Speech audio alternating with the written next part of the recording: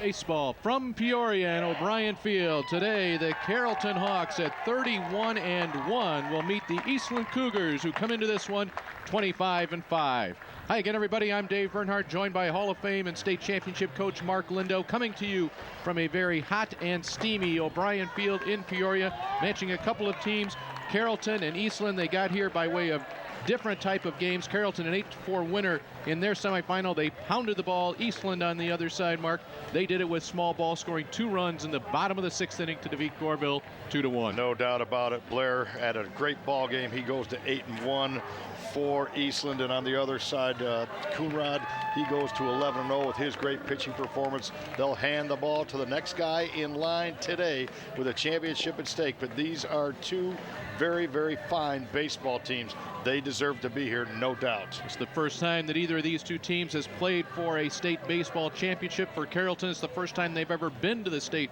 baseball finals. On the other side, for Eastland, they finished in 4th place a couple of years ago. Carrollton is the visiting team. They will bat first. Here's how they'll go. The catcher, Curtis Weber, to lead things off, will be followed by today's pitcher, Joey Coonrod. Hitting in the 3rd spot, big ball game yesterday in the semis, is Brenton Walls. Cleanup hitter Sammy Coonrod. We'll talk more about his pitching performance from yesterday. He is the shortstop today, hitting in that 4th spot. Mike Fraley, the second baseman, bats 5th. Ryan Palin, the center fielder, in the 6th spot. Batting 7th, the third baseman, is Cody Kraut for the Hawks from Carrollton. Jordan Haar, the left fielder, bats 8th. And Danny Williams in right field, he will bat 9th. No designated hitter for Coach Greg Pullman. Defensively for Eastland, they'll go this way. Calvin Cassins is in left. Mike Byers is in center. Jordan Blair, he was a winning pitcher yesterday, playing right field today. Reed Lessman is the third baseman. Brad Dunlap is at short. Zeke Hartman, the second baseman. Colin McCumber over at first. Behind the plate is Dylan Stichter, and the ace of the Cougar staff, Tyler Geed, takes the hill. Number 30, Tyler Geed, a lefty, 9-1, 2.45 earned run average, 77 strikeouts, 29 walks in 46 innings pitched. He's given up just 44 hits. He can get you out, a power pitcher. See if he can be king of the hill. And here to call the 1A state championship is a Hall of Fame voice of the IHSA, Dave Bernhardt. Thank you very much, Mark. As Carrollton comes to the plate, a 15-hit attack yesterday as part of their 8 runs. Curtis Weber to lead things off against Geed. 12:01 is our first pitch, and 93 steamy degrees here in Peoria on the riverfront in downtown Peoria. Geed, the lefty, paints that inside corner, count even, the ball and a strike. Nothing like the atmosphere, the feeling you get when you get the first pitch or two of a state championship game. Both of these teams have had superlative seasons. Both of these teams had great wins yesterday to get here today. Geed, good velocity on that pitch. The count goes to 1-2 on Weber, who comes into this game with a .396 batting average. He's scored 57 runs. Couple of triples and 4 home runs. 77 strikeouts, as I mentioned, in 46 innings. Geed working ahead on the count. Great pitchers who are going to have great performances do just that. Wind blowing out here at about 20 miles per hour, and that curveball is up high, 2-2. Blowing out to right field today. Yesterday it was a strong wind to left field. Definitely aiding the hitter. We do have heavy air. Talked about 80-85% humidity today. The air is saturated, but the ball indeed is carrying. Weber doing exactly what a leadoff man should do. That's make the starting pitcher throw some pitches. He's thrown 5, and it's 3-2 count. Been an awful lot of pitches thrown in this tournament. You want to be efficient with your pitches. Neither pitcher is going to be able to throw a complete game unless they get it, to 100, 125 pitch count max. First batter to this ball game will trot on down to first base. Weber with that leadoff walk. 30th walk on the season for Geed in 46 innings, so he can deliver some free passes. Will Greg Pullman decide to take some pitches today and try to get into that pitch count in the heat? Stepping to the plate, the second batter in the lineup today, starting pitcher. He was the shortstop yesterday. One of the tandem of Coonrod brothers. This is Joey Coonrod. He is the junior. Geed's high on pitch number 1. Greg Pullman at third base, coaching box, flashing through the signs. I think he'll let Joey Coonrod swing away. Why not? He had 2 out of 4 yesterday. Pullman 436 and 243 in his 24-year career. Coonrod taking all the way, evens the count, a ball and a strike. Outfield playing average depth. The right fielder, Jordan Blair, shading towards the line just a wee bit. Coonrod yesterday 2 for 4 with a couple of runs scored. Left-handed hitter, a .527 batting average coming into this tournament. Talked about this as we watch the left-handed slants of Tyler Geed. He's got to be very efficient with his pitch count. He's got to finish his pitch, follow through, get his chest over his front leg, and drive the ball down to his catcher's chin guards. First move we've seen from the lefty. We've seen a lot of left-handed pitchers here in this tournament, as truly has slowed down the running games of a lot of these teams in the 1A, 2A tournament. Weber, decent lead over at first. Coonrod looks at ball 3, 3-1. So he's staying up in the zone, and it's an adjustment he can make and definitely needs to make right now, and I'm sure he's hearing that from his bench, from Coach Weston Burkholder. Hitter's pitch coming up. Instead, back-to-back walks to start this ball game. Flat out asking for trouble here, and a good timeout by Coach Burke right there as he slowly walks to the mound, and all he's trying to do now is relax his left-handed pitcher. You know, that's what a lot of folks would say. You know, why would somebody come out here in the first two batters? You know, what are you going to say? But you're exactly right. I mean, everybody geeked up a little bit. You know, Tyler Geed, you know, just maybe you could see we're leaving the pitches up in the zone. And you see the picture of Coach Burke out there talking. We get that picture back, and look at how calm, cool, collected he is. He's not out there ranting, raving, showing no emotion, just trying to tell his guys, we're okay, make the next pitch, next batter up. But he's got a good one to face in Brenton Walls, who had a heck of a game yesterday. Yeah, he was 3 for 5, a couple of runs batted in. 2 of those 3 hits were doubles, and neither one of them was cheapies. The season, Walls, a .375 hitter, added to that team high doubles total. He now has 16 doubles on the season. The first 2-man walk, number 3 hitter Walls at the plate. 41 RBIs for Brenton Walls. You see where the outfield has moved. They have backed up respectfully for the big lefty. Walls 6'2", 210. He's a senior. They throw to first. Outfield deep, as you mentioned, and equidistant. Large gaps in both right and left center field. That's where Walls went yesterday, 1-2 each. If we get a chance at some point, maybe we can show the vastness of this outfield and how much green grass there is to hit to in this outfield. There are your 2 runners. There we go. Expansive real estate for the outfield to cover here at O'Brien Field. Runners first and second. We saw head coach Weston Burkholder come out and talk, and we saw yesterday the Cougars several different bunt defenses and pickoff plays. They've got a full playbook, and tossing a little bit of it out here early. A couple of pickoff throws to first base with second base occupied. Yeah, but I don't think this is a bunt situation. He's showing bunt, but I think you're going to see him swing away. He shows some good velocity. He hasn't had that location quite pinned down yet here in the first 3 hitters. Great pitchers pitch to the MVP. Movement, velocity, and placement. Movement, velocity, and placement. See the middle infielders, you don't really catch it on your screen. The middle infielders are pinching the middle, trying to jockey Weber around. That opens up some holes. Now you see how tight they are towards second base. Now second baseman Hartman will give ground a little bit, but a lot of infield holes created when that happens. That ball's in the dirt, and runners looking to advance, and this one's going to go into left field. Weber will come on to score. To third base goes Coonrod, and Carrollton takes a quick 1-0 lead without having hit the ball. The defense giveth, and Carrollton taketh away right there. Takes advantage of that. 2 walks, a ball in the dirt on a swing and miss, then the errant throw down the left field line. And with not a ball having been put in play, there's a run in, a runner on third, and you can't give great teams like Carrollton too many freebie opportunities. Walls, 1 ball and 2 strikes. He'll go down swinging for the first out of this game. I'll bring up Sammy Coonrod, shortstop today. He was 1 for 5 yesterday. Sammy Coonrod comes into this tournament with a .438 average.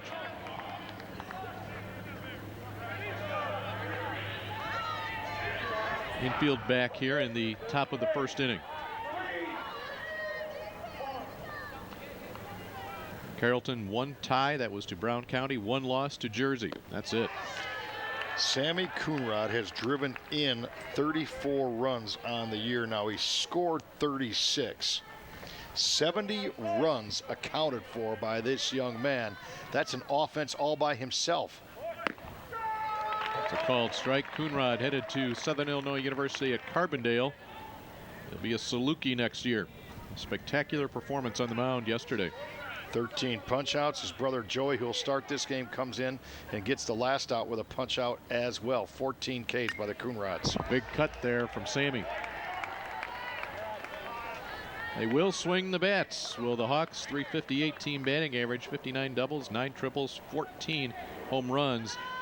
The average just a little bit less than 10 runs per game. And they have dominated state tournament play, beginning with the regional. They have outscored their opponents by a substantial margin. A couple of 10-0 wins. They won yesterday 8-4 after leading 8-0. Only given up. Well, they gave up 2 runs prior to coming into yesterday's game. A grand slam home run yesterday by Tyler Reisinger put 4 on the board. But their record is certainly justified. There's Sammy Coonrod. This is a line drive left field. Cassens gives ground, and that will be enough to score the run from third. Coming in to score will be Joey Coonrod, and it's an early 2-0 lead for Carrollton. 2-0 without a hit, without the benefit of a hit. 2 walks, a pass ball / wild pitch. What was that scored officially? It should have been a wild pitch as it bounced in. So a wild pitch, and then a sacrifice fly after the throwing error by the catcher allowed both runners to move up. And solid contact by Sammy Coonrod, picks up the ribeye as he just laced that ball in left field. Calvin Cassens with a nice catch, but no chance for any play at home plate. So Mike Fraley will come to the plate. Fraley yesterday, 2 hits and 3 at bats. He scored 3 runs. He drove in 3, and that was thanks to a home run, his first of the season, that really electrified his teammates. They were so thrilled to see Fraley get on the board in a big way. In the hole. Nicely done by Dunlap. Long throw. Not in time.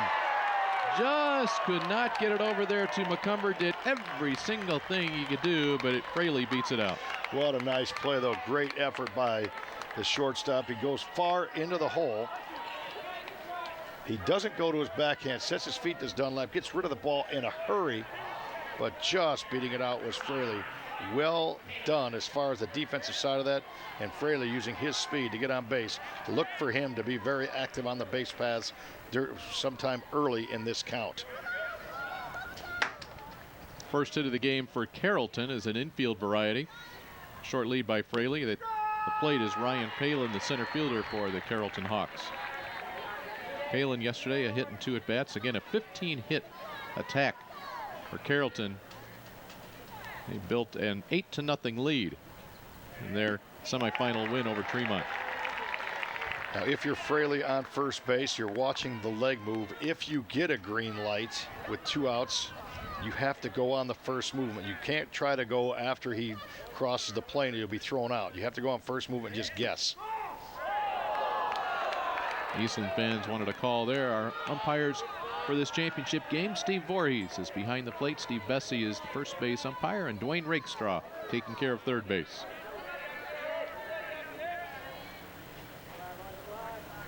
There goes Fraley. And rung up on strikes is the hitter Ryan Palin.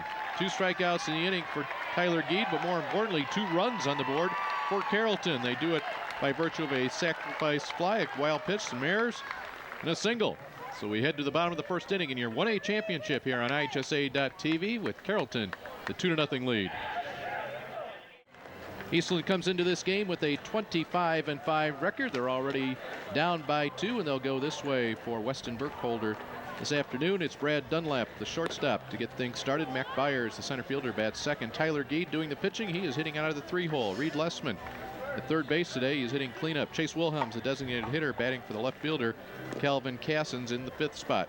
Jordan Blair did the pitching yesterday. He's in right field today. He is hitting 6th. Batting 7th will be today's first baseman, Colin McCumber. Dylan Stickler behind the plate, hitting 8th. It will be Zeke Hartman at second base for Eastland High School. Jordan Haar is the left fielder For Carrollton, Ryan Palin's in center. Denny Williams is in right. Third baseman Cody Kraut. Sammy Coonrod at shortstop, just flip-flopping positions with his brother Joey. Mike Fraley at second. Brenton Wall is the first baseman. Behind the plate is Curtis Weber. And Joey Coonrod, you saw him briefly yesterday. He gets the ball here in the championship contest. Threw 1/3 of inning yesterday, 6 pitches, and got a strikeout. He comes in at 6 foot, 166 junior, 9-0, 1.28 earned run average. He's thrown 60 1/3 innings, allowed only 29 hits in 60 innings. He has a good overhand 12-6 breaking ball, a fastball in the mid-80s, and yes, indeed, he will drop down 3/4 to right-handed hitters at times. Brad Dunlap at the plate, jammed on that one. This is looping into left center field, and it will get down. Carried a little bit farther than even thought. Good strength by Dunlap to take that one off his hands. Well, Eastland had 8 hits yesterday. Dunlap, 2 of them, 2 for 4 on an RBI. Does a great job setting the table there. Took an inside pitch, was strong enough. See that inside pitch, and he's strong enough to fight it off and get it over the shortstop, Sammy Coonrod, head, and in front of center fielder Ryan Palin. Found that green vastness of the outfield and on base as a leadoff man. This is Mac Byers. He had a hit in 3 at-bats yesterday. Byers will take the ball for a strike. And there's that 12-6. When we say 12-6, if you think the face of a clock, 12 o'clock all the way down to 6 o'clock, a ball that changes planes almost from top to bottom straight down, about 14, 16-inch drop. There goes the runner. The throw is wide, and it goes into center field. Dunlap will pick himself up, heading to third. Here's the throw from Palin. Not in time. It skips away, but it's snagged there by Joey Coonrod. And a single, stolen base, and an error puts Brad Dunlap at third. They had the hit and run on. Mac Byers gave himself up, waved to the pitch well outside of the zone. See it right there, did his job crossing the plate. Could have been a possible interference if Curtis Weber would have made contact. The ball goes into center field. Great hustle by Palin as he throws a seed to third base, but never breaking stride was Dunlap with a great base running play getting to third base. No balls and a strike. Byers at the plate. That's up and in. Interesting here with a 2-0 lead in the first inning and nobody out. Carrollton chooses to play their infield in. Yeah, especially the ability they have to score runs. I'm very, very surprised by that as well. First baseman Wall is playing well back. Now he'll creep in slightly as Byers looks at that one down. You know what? There is nothing more exciting in baseball when you see aggressive base running. And we just saw it from Dunlap. You can just excite and generate an entire team and crowd. Byers flips this one into right center field. He'll have an RBI, so 2 men have come up for the Eastland Cougars. One of them has scored, and we have a 2-1 game. Nobody out in the first. Bat on ball, nothing fancy, but effective right there by Mac Byers. Keeps his hands back on the off speed. His weight came forward a little bit, but his hands stayed back. The sign of a good hitter. Did not commit. Didn't get out front too much. He just loops that ball into right field. Gave himself a chance, and the ball found green. See the Mohawks on the haircuts of the Cougars in that dugout, in the third base dugout. We've got a lot of sun pounding in that dugout right now. Tyler Geed at the plate. Geed was 1 for 2 with a run batted in yesterday. Not a pure Mohawk, not enough hair off the sides. And let me tell you, I'm an expert in haircuts. You don't have a Mohawk. Might know. Reverse. It's a reverse Mohawk. Genetically done. No balls and 2 strikes to Geed. Let's see if Byers is on the move here. A lot of coaches like to run 0-2. They guess breaking ball. Here he goes. Pitch is high. Weber's throw down. Got him.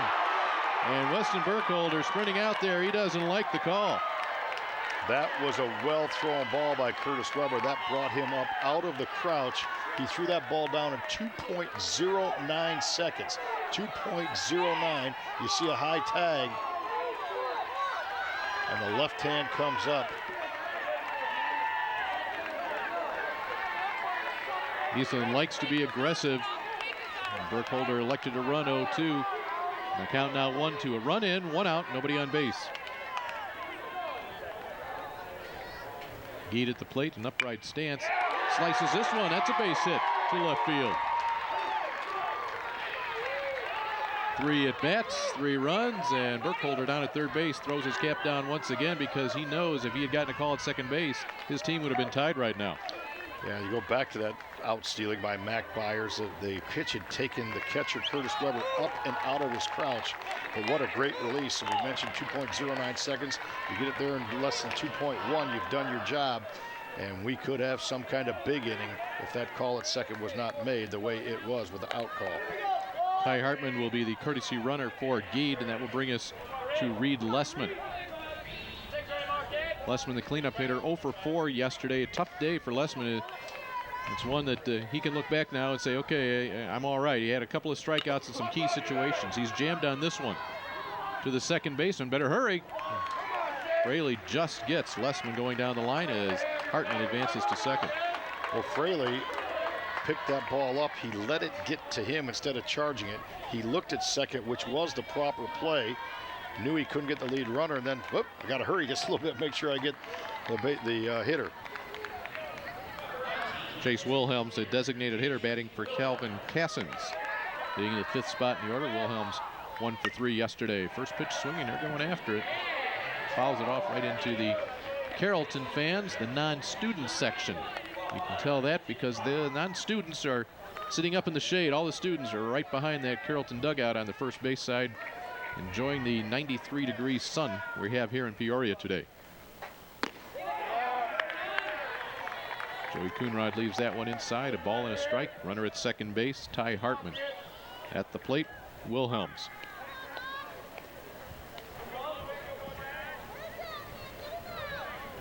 Wilhelms, 380 average, 19 RBIs this season.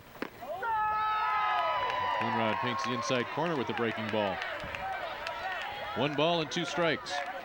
If he can locate that pitch consistently, he'll be very difficult to string hits together. And that's why I think you'll see Eastland be very aggressive on the bases, play some hit and run baseball, play some small ball as well.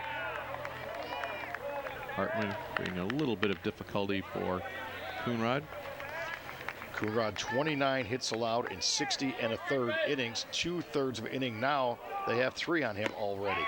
He blows that one right by Wilhelms for the 3rd out of the inning. But a run crosses the plate. There were 3 hits. The end of 1 full inning of play. It's a 2-1 lead for Carrollton here in your 1A championship that you're watching right here on IHSA.tv. Both teams scoring in the first inning here in your 1A championship game. It looks like the jitters may have been shaken out just a little bit here, and we will start the top of the second with the 7, 8, 9 men in the Carrollton order. Cody Kraut, Jordan Haar, and Danny Williams on the mound. For Eastland, it's Tyler Geed. These 2 teams have combined for 55 wins this year, just 6 losses. Tyler Geed walked the first 2 men in this baseball game he faced, and the proverbial problem leadoff walk, both scored. He's got to be his own best friend right now and just pound the strike zone. Confident, good pitchers just attack the barrel of the bat. That's what he's got to tell himself to do right now. Cody Kraut at the plate had a couple of hits yesterday, lining this one right into the glove of Lessman. He took out here in the top of the second inning. And there is a great case in point. That ball was absolutely scorched. But you know what? Give Reed Lessman a chance to make a play, and he did. Base on balls, no chance to make a play. Jordan Haar steps to the plate. Haar yesterday a hit and 4 at bats. In fact, 10 different players, every starter had at least 1 hit yesterday for Carrollton. 8 runs, 15 hits for the Hawks. It was a blitzkrieg of an offense and a superlative pitching performance for 6 2/3 by Sammy Coonrod. Count a ball and a strike to Jordan Haar, the left fielder for Carrollton. Haar is sophomore, 6'2", 155-pound sophomore. I'm talking to Greg Pullman on Thursday night at the team banquets, the head coach, coaching third base for Carrollton. Just, he wasn't giddy happy. He was just like kind of a proud, a wonderment, and just thrilled to be here and to bring a team here after his many years of coaching, 24 years at Carrollton. And then after yesterday's semifinal win, he said, I've waited 31 years for this feeling, and 24 years as a head coach, 31. There's a good picture of Coach Pullman, who does just about everything at that school. AD, head coach, PE, health, PE in the junior highs. So you think he's a part of Carrollton community? Absolutely. And so are some of his relatives. Yeah, indeed. In fact, I guess when you're the AD and all those other duties, you can hire who you want. And he has hired his brother Reggie, his nephew Luke, to be his assistant coaches. Parr will go down on strikes. First 2 outs of the inning. Kraut, Parr, and now we go to Williams. And Tyler Deed with 3 strikeouts now. Carrollton was 17-3 in fall ball, so they knew they had quite a bit coming back after last year having a very solid 26-9 season. They returned. This ball is going to get into the bullpen away from sprinting right fielder Jordan Blair. They returned every player but one off of that team that won 26 games, and so you did have a pretty good feeling. And the other good feeling you'd have is there's a couple of kids named Coonrod that are enrolled in your high school. That'll get you a few W's along the way. Yeah, and you know, you take Sammy, who's going to Southern Illinois, and then you throw in Joey, who's just a junior, and you already have 9 wins returning just with that player alone. Number 9 hitter Danny Williams at the plate right now for Pullman and the Hawks. Nice big sweeping curveball from Gee, and we've seen Gee. You mentioned he's settled down now, and you're starting to see the repertoire of pitches and things that he can do. The reason he has been so successful this year. He needs an efficient inning, and he can finish it right here. And he may get it to Zeke Hartman. That is a 1-2-3 inning. So he'll get his team back into the dugout. We played an inning and a half. Good one going here early in Class 1A in your championship ball game. Carrollton 2, Eastland 1. Back after this. IHSA.TV. Eastland Cougars come to the plate, and they'll look to knock another run off this 1-run lead that Carrollton has put up there. Jordan Blair, Colin McCumber, and Dylan Stichter will head it up against Joey Coonrod. It's 6, 7, and 8 in the Eastland order. A lot of left-handed sticks in this lineup for Eastland, where they were trailing Goreville yesterday 1-0 going into the bottom of the 6th inning, scratched across a couple of runs and pulled out the 2-1 victory. Jordan Blair hits down in the 6 hole, and he hits .506. Are you kidding me? It's the kind of offensive prowess this team has. The center field and Palin.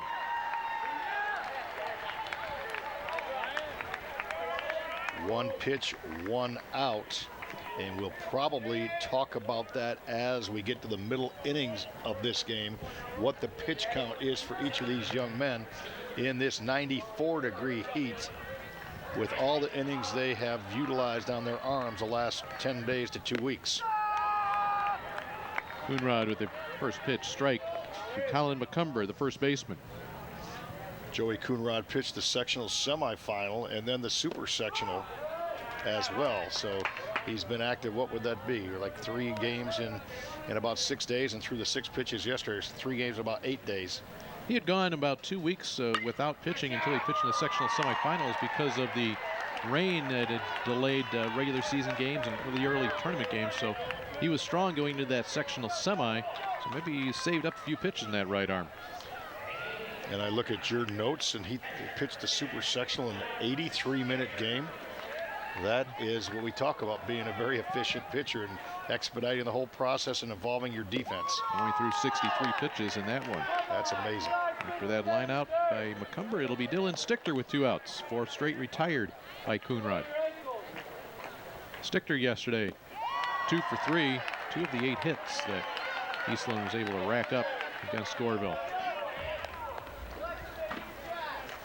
You talk about a guy right now who's in sync.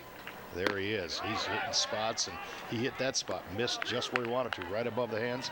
Set up for a hard down arcing breaking ball right here. He's got Stichter set up for that pitch if he so chooses. Able to fight it off. You can tell here just in this inning, of course, the first 2 batters have been retired. The pace is exactly what Coonrod wants. You can see what pitch an 83-minute game and throw only 63 pitches. He gets it, he throws it, and hits his spots. Here's the 1-2 with 2 outs. If we get a chance, I'd like to see if we get a picture of Sammy Coonrod at shortstop right now for his ball club. Look at how deep he plays. Now, the reason he plays that deep is because he's got an awesome arm to throw. Gets away momentarily from Weber, but that will be an easy 2-3 put out. And that's a 1-2-3 inning. Coonrod has retired 5 in a row. A quick second inning here at O'Brien Field in Peoria, the 1A state championship. There's your score. Carrollton 2, Eastland 1. We go to the top of the third. I'd like to thank all of you who are joining us here live on IHSA.tv. We'd also like to thank the folks that maybe you came back later on demand to watch this 1A championship game. And if you'd like to relive all of these memories in perpetuity, I said that wrong, forget it, forever, go to prepfilms.com. That's your online store for IHSA tournament films. All you have to do to order a DVD copy of this event is go to prepfilms.com, search the database of past tournament DVDs in all sports, not just baseball. You can go spring sports, fall, winter. Prepfilms.com, that's your source for lifetime memories of DVDs of all the IHSA tournament action. Awesome keepsakes to have in the family. Curtis Weber, the catcher, to lead things off. He is the leadoff hitter in this Carrollton order, a 2-1 lead for the Hawks. So we go to the top of the third inning. Carrollton, 2 runs, just 1 hit. Weber off the glove of the third baseman, Lessman. That throw will not be in time.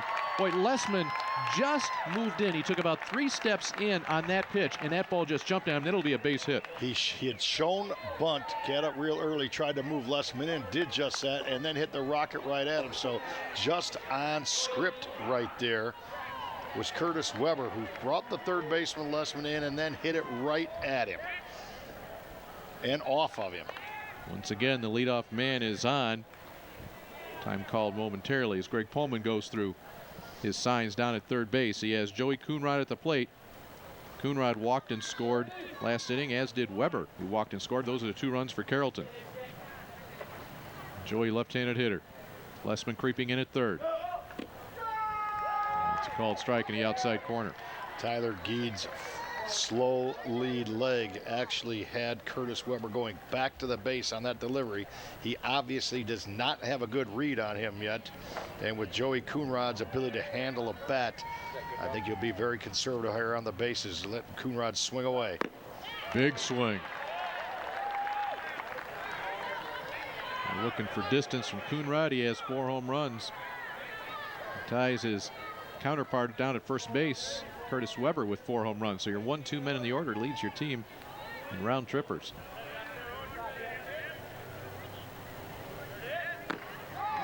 Looked like that may have been a pitch out the way Stichter reacted. I don't know if that was the location Geed wanted. No, he didn't get that out enough, but it was a pitch out. You saw the slide step and you saw Stichter get out quickly. They had run on 0-2 before. Follow a pitch out with a pitch out, or you follow a pitch out with a steal attempt. Coonrod just able to get a piece of that one. On deck hitter Brenton Walls will help out the cause and track that one down at the backstop. You know, a game of baseball is such a neat one. There's the book on what you're supposed to do on what count, but good coaches, good managers have a feel when to break the book, so to speak. Coonrod's taking the count to 2-2 now. And part of that, of course, as you know, is just knowing your own personnel. Weber gets that lead off of first base. Looks like they may want this pitch away to Coonrod. Got it in on his hands. Fouled away out of play. It's hard to tell how many people we have here because you have your sun worshipers and those people who respect the shade. Our cameramen were sharing the sunscreen this morning because they're going to get beat up by it for about 10 hours today. Coonrod's just able to get a piece of this one. Well, there is a 30% chance of storms here this afternoon, and that's very much aware in the eyes of the IHSA officials to make sure this tournament goes on as scheduled, because we have 2A third place game coming up at 3 o'clock this afternoon, followed by the 2A championship game. Of course, all those games you get here on IHSA.tv. To center field and Byers, one gone. That coming up at 3 o'clock, we will have Erie Prophetstown taking on DuQuoin in that third place game. Then your championship game to follow, Walther Lutheran and defending champions in Class 2A, 2 topless. Brenton Walls at the plate. Walls struck out swinging his first time up. Had a little trouble with the lefty here. Walls showing bunt. Lessman's not really buying it at third. There goes Coonrod. Or make that Weber. He'll steal it easily. So Walls was just showing and protecting. Got out early. And not much behind that throw by Dylan Stichter. Carrollton, that 2-1 lead. One out and that runner at second. A lot of grass in the gaps here. Outfield playing Walls deep. So with the left-hand hitter, the shortstop Dunlap is taking over the hold responsibility on Curtis Weber. And that leaves a little bit of a gap on the left side of the infield of Eastland. See Dunlap jockeying, and there's a base hit to left field. Weber gets a good break off of second, being waved around third. Throw cut off, and it is a 3-1 lead for Carrollton. 2 times on base, 2 runs scored for the table setter Curtis Weber, as he scored easily after the stolen base. And a nice job, Brenton Walls made an adjustment from his first at bat. Look at him stay over the baseball and hit it where it's pitched. He laced that in. You see Coach Pullman all the way. You're going to make somebody throw you out, force the defense to make a play. Great hustle by Weber, and Brenton Walls with another RBI to go with his 2 yesterday. Pinch runner for Walls at first base. It'll be Tanner Crumwitty. Again, this is a pinch runner, so they will re-enter Walls at first base. He will not be able to be run for again, and for Crumwitty, this would be his 1 appearance in this game. And they put him in to steal a base. I flat out guarantee you that. Short lead popped up. Retreating is Zeke Hartman. Wind will take it out, and that's going to drop. Force at second? No. The runner hit Crumwitty, had to hold up, and then very quickly Jordan Blair picked up the ball, tried to get the force. The throw was a little bit wide, and Carrollton with 1 out has runners at first and second. Well, let's take a look at that decision. 1, you have more speed with Crumwitty. And 2, he did an excellent job. We can't see it on our screen, but and you can just a little bit in the corner as he, gets a little more. So he did a great job reading that baseball, and then having more speed than Brenton Walls definitely has paid off in Carrollton in business right now, utilizing base running prowess. Now Mike Fraley at the plate. He had a 3-run homer yesterday, a single earlier today. Carrollton now with 4 hits on the day. They lead at 3-1.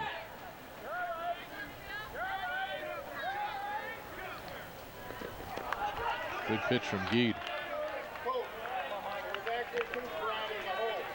Fraley down in the count, no balls and 2 strikes.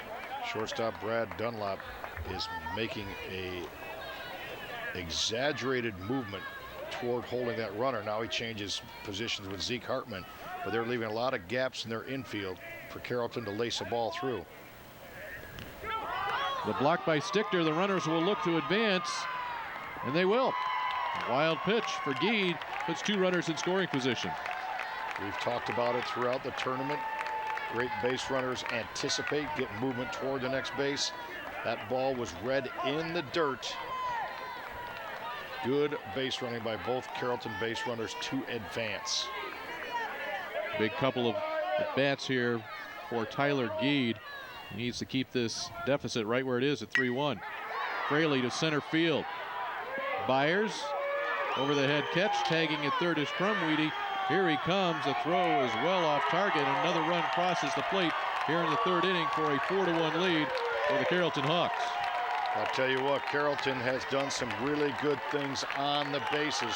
Crumwitty comes in as a pinch runner for Brenton Walls, and his ability to make good decisions on the bases and then his speed add to a run.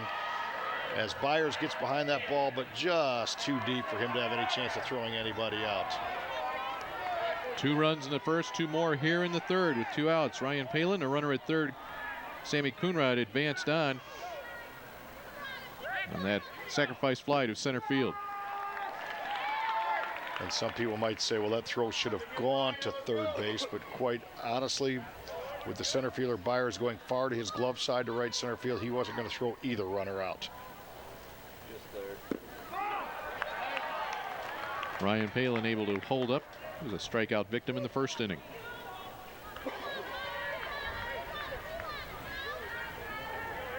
In both the scoring innings, it's been the leadoff man in this Carrollton order, Curtis Weber, who's gotten things going. Walked and scored in the first, leading off that inning. Singled and scored here in the third, leading off this inning. You got a catcher as a leadoff man, being your catalyst on defense, being your catalyst on offense. Hard-nosed player is Curtis Weber. Pitch is down to Palin.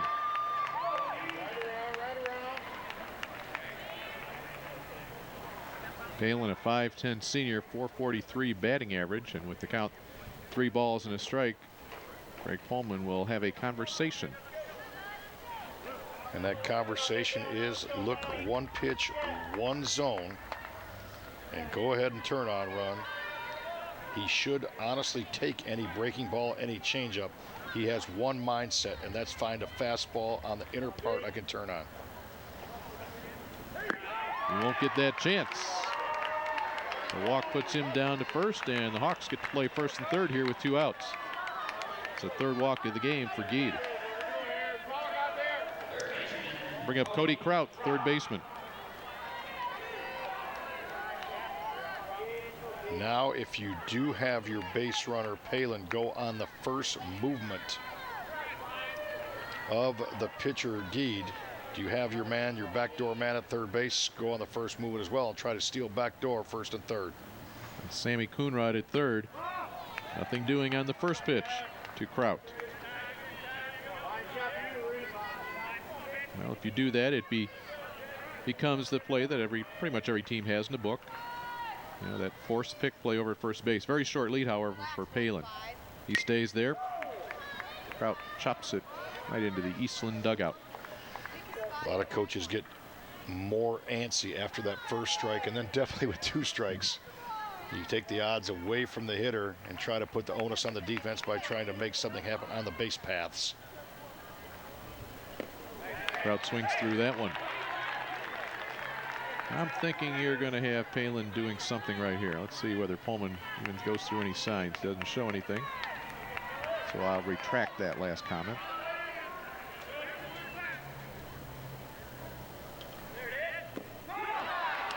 Checking it up.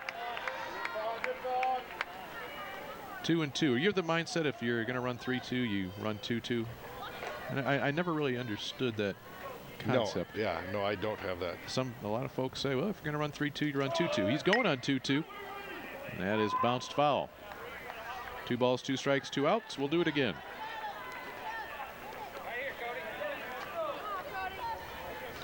I think just a great running count is the best running count in baseball is 3-1. Betting on the hitter.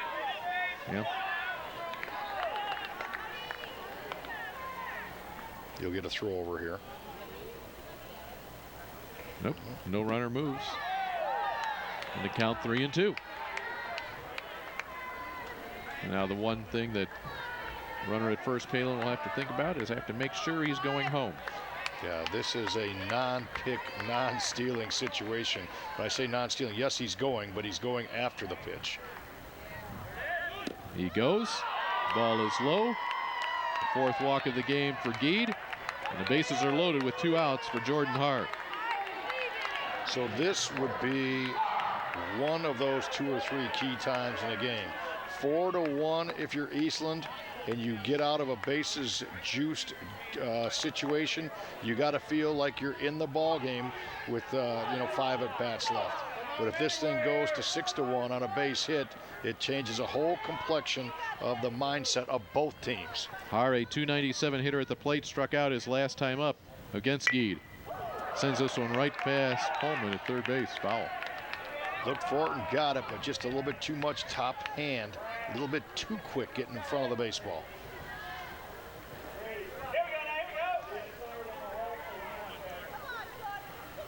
Corners are playing back. Third baseman Lessman well back behind the bag.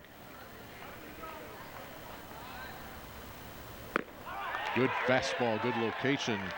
Got it past Hart.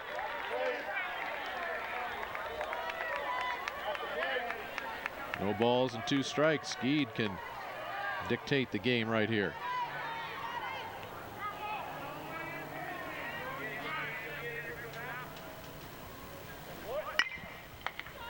Again foul. You got it, 1-5. You got him. Let's go. With those two swings, two pretty decent passes on the baseball by Har. If you can locate the ball away from him right now as he's pulled the ball, it'd be very difficult for him to hit the ball to the right side to stay inside of it. So I think you want to go to the outer edge now. Has room to work with on an 0-2 count. And Geed will get out of it, minimizing the damage. However, 2 runs did cross the plate. There were 3 hits. And Carrollton took a 2-1 lead into the top of the 3rd inning. They'll go to the bottom with the lead stretched 4-1. This is the 1A Baseball Championship, IHSA Championships on IHSA.tv. There's your O'Brien Field scoreboard, 93 degrees, 12:50 in the afternoon, and your 4-1 lead for Carrollton here in your 1A championship game. Next week we will be in Joliet for the 3A and 4A matchups. It's sectional championship day in 3 and 4A baseball. A couple of scores involving 3A teams. Oak Forest knocked off Joliet Catholic Academy 3-2, scoring in the bottom of the 7th inning. So they'll advance, as will Nazareth Academy. Nazareth 4-3 winners over Riverside Brookfield earlier today. Peoria Notre Dame right here in Peoria in the Galesburg sectional knocked off Washington by a 4-1 score. So a lot of these games being played in the morning. Some of them have been moved to the afternoon. We'll give you some updated scores. And of course, join us here on IHSA.tv next week from Joliet for 3A and 4A baseball. At the plate now for the Cougars from Eastland, it'll be the number 9 hitter, Zeke Hartman. Hartman over 3 yesterday, but played pretty solid second base defensively, and that's definitely his job, is at the defensive end. They get offense from him at the bottom of the lineup. It's a definite bonus. Joey Coonrod dealing. He has a little bit of a run going here. 5 straight batters retired.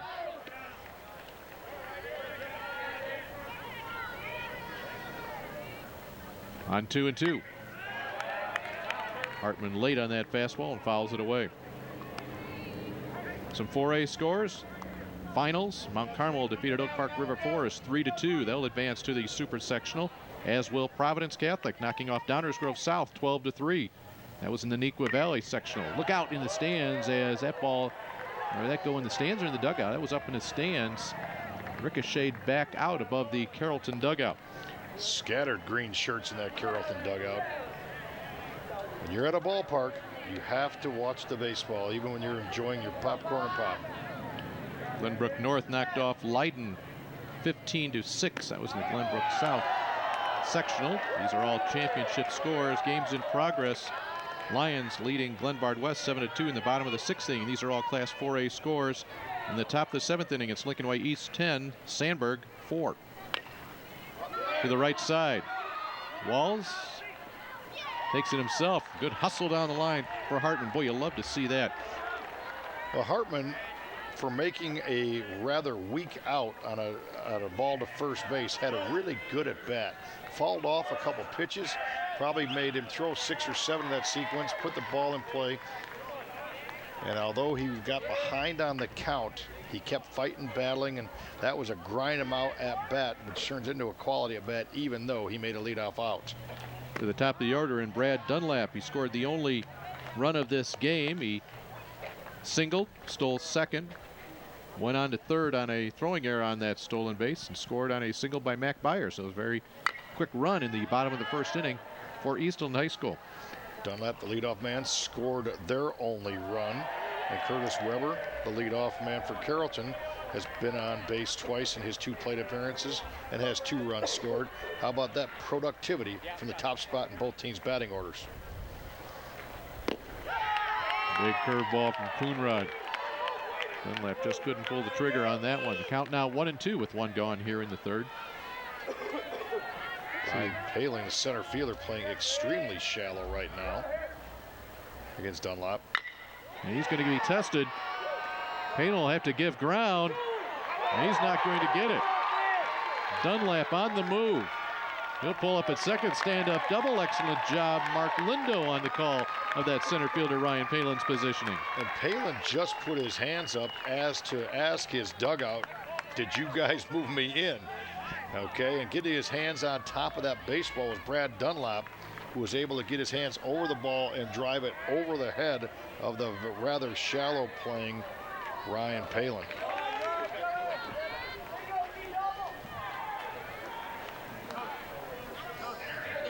They'll bring up Mac Byers, so will this combination get a run here in the third inning? The Dunlap-Byers combo.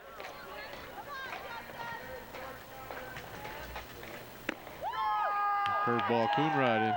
It's interesting, you saw Byers kind of stick that left elbow out there. He saw that pitch coming inside, saw a curveball spin, and it just spun right away from his elbow. It's interesting to see each hitter's pre-pitch ritual. Look at the timing that Byers tried to do. This next pitch, as you see him prepare, every hitter's got a ritual. The same thing they do between each at bat. He tucks his helmet, looks down, now watch his hands and his legs, just try to get some timing. All of these things are just relaxation techniques for him as he gets ready to lock in.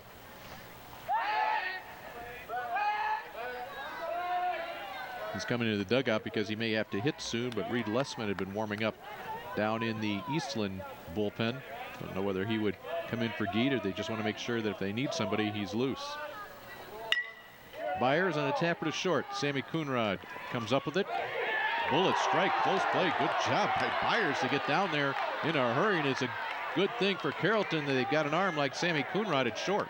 That was a major league play. Now, I don't mean because of how tough, but that was major league speed getting to first base, and that is a major league seed being thrown across the diamond.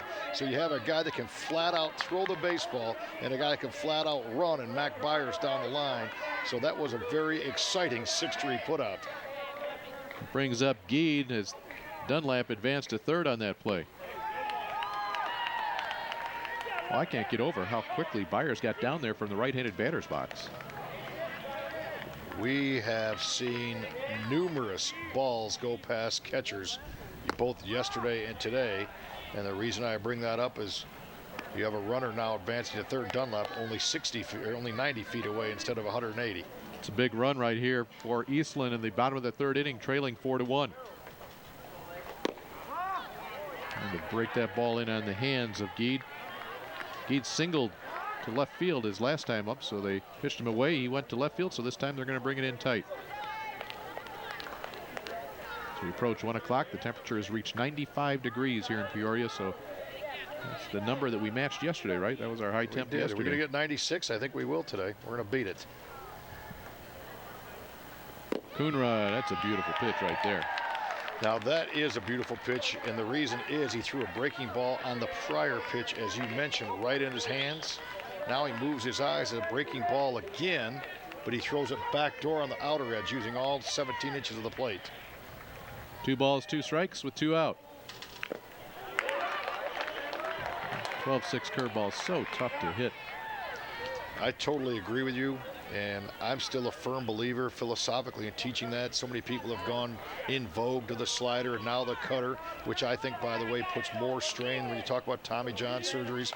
But I still think that the old-fashioned curveball is a better pitch because it changes planes way more than a slider or a cutter. I think it's a lost art, the old Burt Blyleven 12-6 curveball. Geed will swing and miss. That's a good job of pitching right there by Joey Coonrod. So despite the double, Eastland does not score. 3 innings in the books in your 1A championship. And for Carrollton, riding the right arm of Sammy Coonrod, some timely hitting. They lead it 4-1 at the end of 3 right here on IHSA.tv. See the score as we go to the top of the 4th inning. The Carrollton dugout looking quite relaxed right there. They have that 3-run lead. First time they have ever qualified for the state baseball finals. This has been a school that's had a lot of success in girls sports. A couple of state basketball championships for the girls in the early 2000s. Boys, the first time any boys team has made it to the state finals in any sport since 1986. And they're 4 innings away from winning a state championship. They'll start this 4th inning with Danny Williams, number 9 hitter. He is the only man who did not bat last inning for Carrollton, as Tyler Geed gave up a couple of runs but was able to end the inning with the bases loaded. Lessman, 1 gone. Both teams throwing some leather here in this baseball game. That ball stayed down. Lessman stayed down. Good mechanics. You always work from the basement up when you're a fielder. Ground floor up.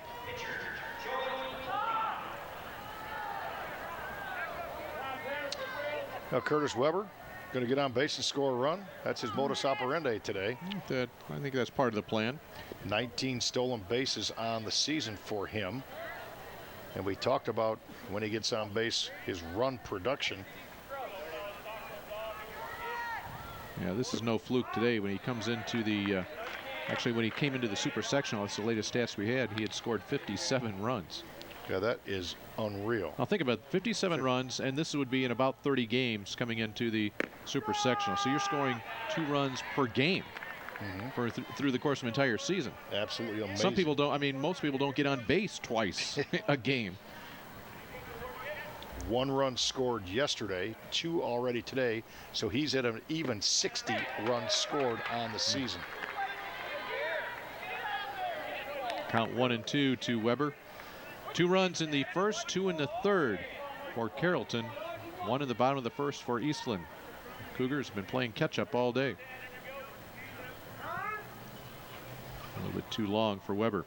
Another final score in 3A baseball. Kalen defeated Marmion 6-3 in the Rochelle Sectional Championship. And the Knights' first appearance. All these supers. All these teams will be playing the super sectionals on Monday, weather permitting, and look out, Stichter caught that one. A foul tip. Gets a little sympathy from our home plate umpire in our championship game. That is Steve Voorhees, and Stichter was head right back out there. It's what I do. You can see the picture of the home plate umpire in this situation, cleaning off home plate, giving his catcher more time than he just asked him. Are you okay now? So very good umpiring by Steve Voorhees. Stop play, cleaned home plate, gave Stichter a chance to gather himself. Nice communication, sportsmanship between the umpire and the catcher. 1-2 to Weber. Now 2-2.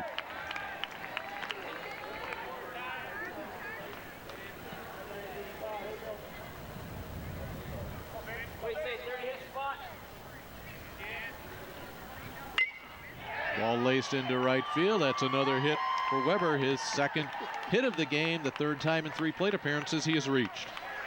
Great job, 2-strike hitting, stayed inside the ball. Took a pitch on the outer part and hit it that way. Look at that approach. Just textbook hitting by a textbook exemplary leadoff hitter.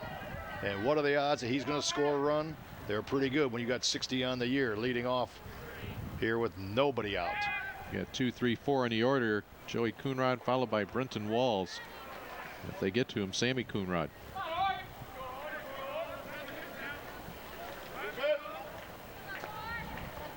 Decent lead over at first base for Weber. Fake to break. Nothing doing. I believe that was supposed to be a pitch out as well. And if Tyler Geed is going to utilize the pitch out, he's got to get it out there more so that Stichter can get out of his crouch and make a decent throw. Coonrod to the gap in left center. It will get down and will spin away from the left fielder Cassins. Weber will go into third. It will be a double for Joey Coonrod. And that ball had that backspin that you described, and Cassins was going hard to the ball. Look at the ball spin coming off his bat, and then as soon as it hits turf, it just spins away from the on-charging Calvin Cassins right there. Takes a left-hand turn. Good backup by center fielder Mac Byers, but second and third, Carrollton, the Hawks are flying high right now. That's Dylan Barnett out at second base. He will be the courtesy runner for Coonrod as Weston Burkholder will come out to the mound, and he has a decision to make here because at the plate you have Brenton Walls with first base open. Barnett the runner, a freshman, 5'8", 175 freshman. We saw him pinch run yesterday. Also saw him warm up Sammy Coonrod between innings when Weber was on base. Quite a thrill for a young man. Brenton Walls has already been pinch run for today, so if he gets on, they'll have to keep him in the game or lose him for its duration. It was Jeff Crumwoody that did a great job scoring after that base hit by Walls. And Crumwoody is the son of Tanner, the head coach, boys basketball coach. Team lost to West Central this year, Tanner Crumwoody of Carrollton. So a coach's son in a different sport. Corners in, middle back for Walls, and the curveball has the big left-handed swinger completely fooled. Walls was a strikeout victim in the first inning. And they got him off speed the first inning, and then he got a fastball, hit it for the RBI. You got to stay off speed right now. He does. Walls rips it to right field, and that will get to the wall. Blair will have to track it down. Weber scores. Barnett scores. 2 more runs in for Carrollton in a 6-1 lead. Boy, he hammered that. He stayed over that breaking ball, which just rolled. And Brenton Walls with a couple more RBIs. He had 2 yesterday, 3 today. 3 out of 5 yesterday, 2 out of 3 today. Have a tournament, Brenton Walls. And 3 runs scored now for Curtis Weber. That will be it for Geed. Reed Lessman will come in, do the pitching. He was warming up last inning. Eastland will readjust their defense. We'll step aside for a moment. We come back. We'll have that new defensive alignment. Carrollton not done yet, leading 6-1 here in the 4th. Yeah, we're clear, guys. Mics are dead. Who's the pitcher? Lessman. Reed Lessman. Before I just have to see who's going to third base. Oh, Macomber will probably go back to third. That's where he played yesterday. And Geed to first. Yeah. Colin Macomber, 13. Yep.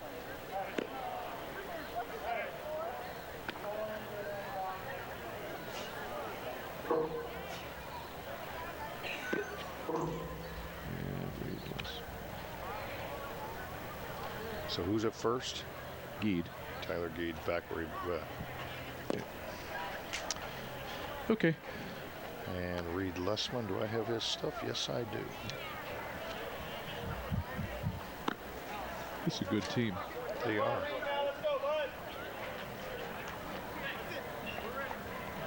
Okay. Ready, guys? Yep.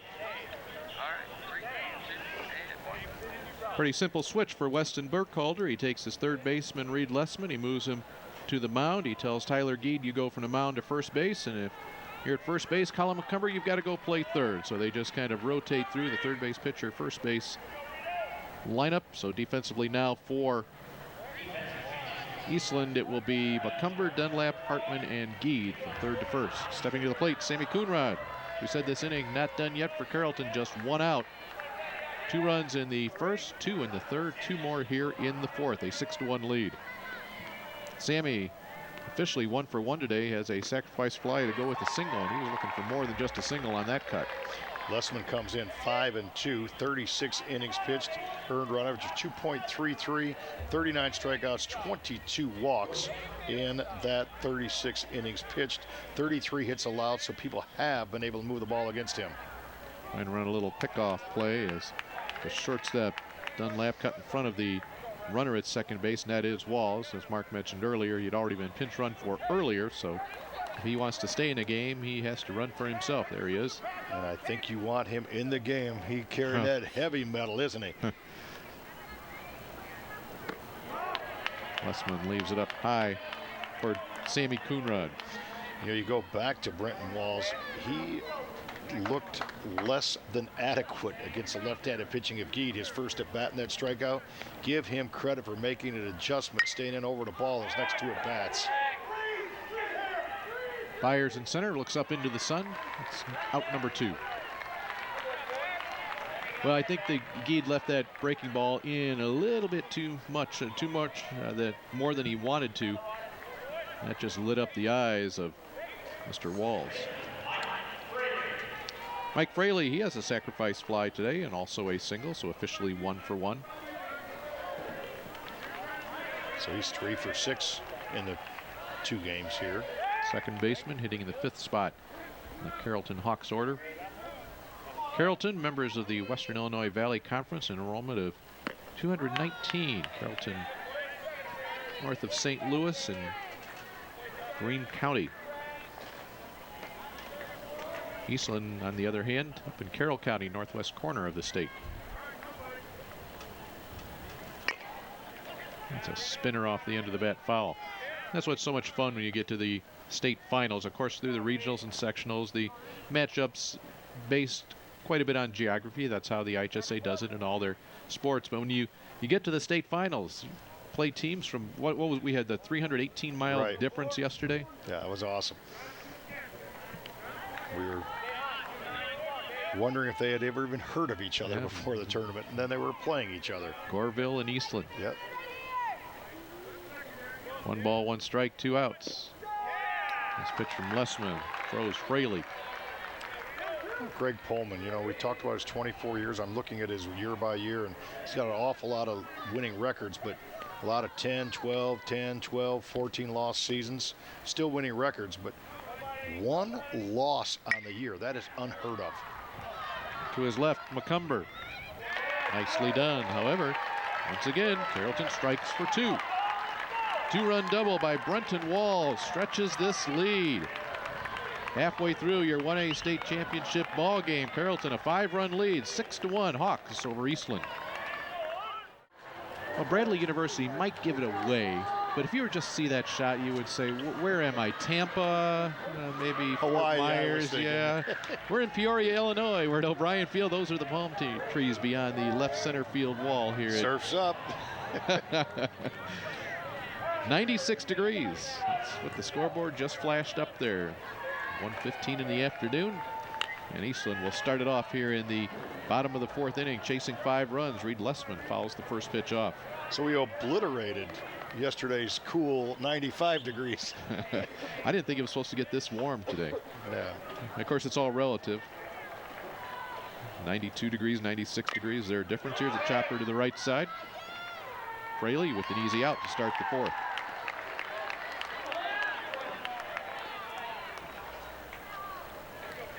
If you're following along in Class 4A baseball of some of these teams, you will see next week on IHSA.TV. Lincoln Way East knocked off Sandburg 10-4 in the Sandburg sectional. In St. Charles North, it was Lions 7, Glenbard West 2. Glenbard West had a heck of a run for a team that went in under 500, kind of like Walther Lutheran in this, but their storybook run did not have the same ending as Walther Lutheran's has had, getting all the way to the state finals. Indeed, we'll see Walther Lutheran in the state championship game of Class 2A against Teutopolis. That will be coming up, we'll guess, around 5 o'clock or so. Our next game will be the 3rd place game in 2A. That will be DuQuoin taking on Erie Prophetstown. Walther Lutheran, a big winner, 15-2 yesterday over DuQuoin. Teutopolis knocking off EP 6-4. Walther Lutheran with a hit parade. 17 hits in 5 innings, scoring 6 runs in the first, 6 more in the 5th. Swinging and missing is Chase Wilhelms, a designated hitter. The count 1-2 on him.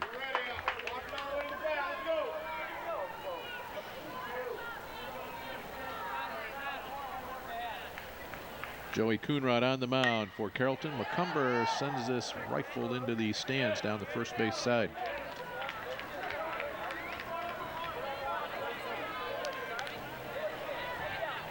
Talked about Greg Pullman, the head coach for Carrollton. He's in the dugout right now. The pitch to Wilhelms bounces in and away.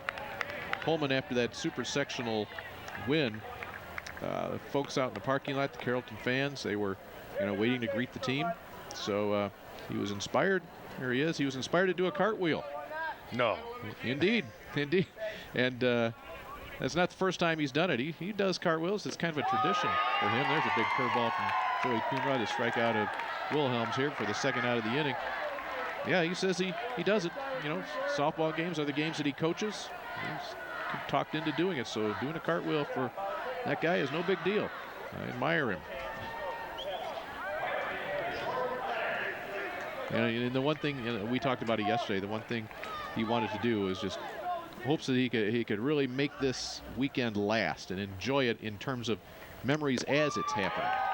And he shared with us that his father, Ed Pullman, was around Carrollton High School for the tune of 38 years, did announcing football games, did a lot of things around the school, and he would love to be able to share that with him today. Jordan Blair at the plate. Did not go on that swing to count 1-1.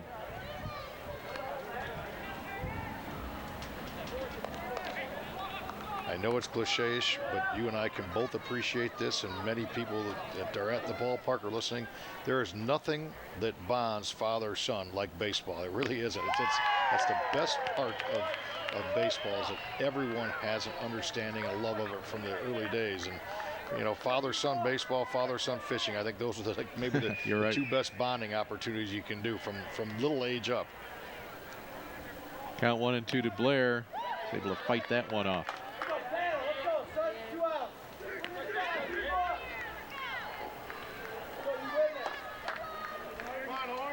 Joey Coonrod, he'll be back next year, folks. All of you that have Carrollton on your baseball schedule, be aware that the 6-foot, 166-pounder Blair is hit by a pitch. Doesn't care for it. There's an intense competitor. You know, it was very interesting to watch Blair yesterday. You know, he was the pitcher, the winning pitcher. You know, just kind of went along in the early innings against Goreville. Didn't necessarily have great stuff, but boy, when his team took the lead and he came back out on the mound in the 7th inning, he had turned that intensity level up even more. His pitching line yesterday, 7 innings pitched, 1 run. It was unearned. Faced just 27 batters, so good job there, and threw a 78-pitch baseball game. Awesome. Colin McCumber at the plate, lined out to first baseman his last time up. Blair had 5 strikeouts, and here's the way you win a close game: 0 walks. Yep. And he put this Eastland team in the championship game. He's down at first base now with 2 outs. McCumber sees the count go to 1-1 on him. McCumber has switched over to third base, started this game at first. Eastland likes to be aggressive offensively. They were early in this game. It becomes tougher to do when you're down by 5 here in the middle innings.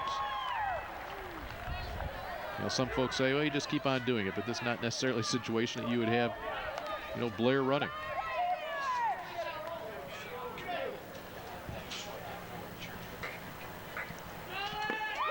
And there's a swing and a miss as the 5th strikeout of the game for Joey Coonrod. He is cruising along. So are the Hawks. We've played 4. It's 6-1. Carrollton over Eastland in your 1A championship. Yesterday, Carrollton got here by virtue of an 8-4 win, and they did it obviously offensively, but boy, they had the man on the hill to do it as well. Sammy Coonrod was all over the place yesterday as far as driving the ball in, out, up, and down, just pouring strikes into home plate. 13 strikeouts, just 3 walks, gave up 3 hits in 6 2/3 innings before, after 126 pitches, he finally needed some help from brother Joey. But a pumped up person he was on the hill, and he could have had the cape on himself on the mound, but instead he let one of his colleagues from his high school do just that. Yeah, there he is sitting on the bench, and smiles are a little bit easier to come by in that Carrollton dugout right now as we go to the top of the 5th inning. Palin, Kraut, and Hard for the Hawks due up against the right-handed offerings of Reed Lessman. You know, you wear a cape to a game, and you always get some airtime, don't you? It's a way to do it. Yeah, you are right. You are right. Remember, coming up at 3 o'clock, we have our 3rd place game as we move to Class 2A. 25-6 Panthers of Mary Prophetstown taking on DuQuoin. They had a 13-game winning streak snapped yesterday by Walther Lutheran. DuQuoin with an 18-13 record. Indians started their season 1-8, yet they're playing the 3rd place game. And then the championship game in 2A, Walther Lutheran, who started their season 5-12, will be facing Teutopolis. T-Town 32-2. Here's Palin facing Lessman. Hawks from Carrollton have scored in 3 of the first 4 innings, and they've gotten 2 in each of the innings they have scored, the 1st, the 3rd, and the 4th. The type of team that just continues to put pressure on you. How about this from yesterday, scoring a run in the 1st, 2 in the 3rd, 4 in the 4th, 1 more in the 6th. They just keep coming at you. Taking it all the way is Palin. Well, there's really not very many easy outs in this Carrollton lineup, and that's an understatement when you're, what, 31-1. Lifted to right field. Blair, the easy catch for the first out. Well, in this game, the wind, which really hasn't changed much, still blowing out to right, from left to right. pretty good breeze, probably 15, maybe up to 20 miles per hour. It hasn't seemed to affect the outfielders in this game as much as we saw in the third place game. It was an adventure out there at times for those two teams. That was a third place game that was won 10-9 by Goreville. They scored 2 runs in the bottom of the 7th inning to knock off Tremont. That game was definitely exciting. Not a masterpiece as far as a level of play, but went down to the wire. Kraut fights this one off. He's going to get himself a base hit as Blair came up throwing. And good job of backing up by catcher Dylan Stichter. Gotta love hustling catchers. Always where they belong. It's the 8th hit of the game for Carrollton here through 4 1/3 innings.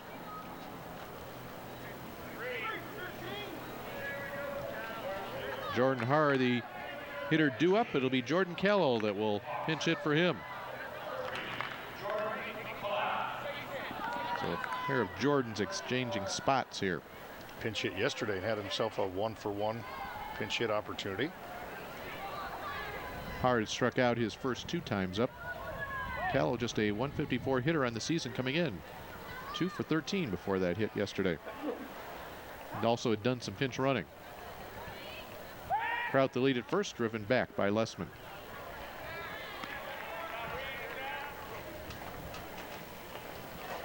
One gone here in the top of the 5th. And evidently on that dive back to first base, Cody Kraut took some skin off his arm. So by rule, you have to clean that up, wash it out, and then cover up any blood. And that's exactly what we see in our picture right there. And that's what's nice about the state tournament, right? All the people, the volunteers and other staff here at O'Brien Field right there at a moment's notice. We saw yesterday a young man hit by a pitch. He got immediate attention. Of course, everybody has trainers nowadays, or at least people that are designated to take care of this, but just feels a little more big league right here, right? When absolutely somebody who's not one of your own comes out to help. Now that brown wrap, that's called pre-tape, and then they put the athletic tape over that, so he's cleaned up, taped down, and ready to play. What did we do in the old days without that? Throw some dirt on it, right? Yeah, truly you did. You went home and your mom told you to wash your arm, and you didn't. Begrudgingly. So Callow at the plate, no pitch yet to him. Kraut's ready to go at first base. Carrollton at the plate with the 6-1 lead here in the 5th. Looking at it all the way. Outfield playing fairly deep. Or the pinch hitter, sophomore.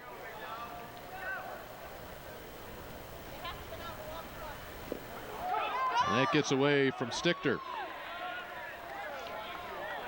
Now we had the beginning of this game. Of course, you always have the pre-championship adrenaline rush by the teams, everybody in anticipation. But even the first couple innings, we had a little bit of adrenaline rush. But since then, Carrollton's kind of taken it away by just seizing control of this game. It's almost the case that pitch misses high. They've scored 6 runs, but something about scoring 2 and then 2 and then 2. It's that constant pressure as opposed to just exploding for 6 and then shutting it down after that. Relentless offensive prowess. To third. Nice look back by McCumber. Throw low, bounces in to Geed. Runner at third will advance. Kraut goes to third, and Callow reaches a throwing error by the third baseman McCumber. So McCumber does a good job fielding this ground ball. He looks the base runner Kraut back right there, and then just short hops his first baseman Tyler Geed. Danny Williams will come to the plate. And a look at Brad Dunlap there momentarily, the shortstop for Eastland. In fact, he and Zeke Hartman just had a quick conversation behind the bag at second, how they will handle this first and third. Crowd at third, Carroll at first. At the plate, Danny Williams. He's bounced out twice. Looking to build on this 6-1 advantage.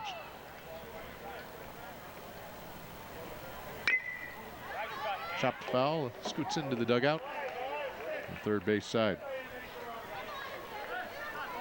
And then we're waiting for the man on deck. That's Curtis Weber. What a day he's had. And this will be a conference of 4 infielders, pitcher and catcher. Carrollton scored 8 runs yesterday. They have 6 today. That's 14. And 4 of them have been scored by Curtis Weber. They defeated Hartsburg-Emden 10-0 in 5 innings in the Super Sectional. Their sectional wins 5-1 over North Green, 7-1 over Nokomis, and a couple of shutouts in their own regional. 10-0 whitewash of Mount Olive, and then Calhoun fell 3-0. Right through the legs of Stichter on a wild pitch, and that will score the 7th run of the game for Carrollton. A couple of wild pitches in the inning by Lessman. Advancing to second base will be Carroll. And you see Stichter at home plate right there. Great shot of him.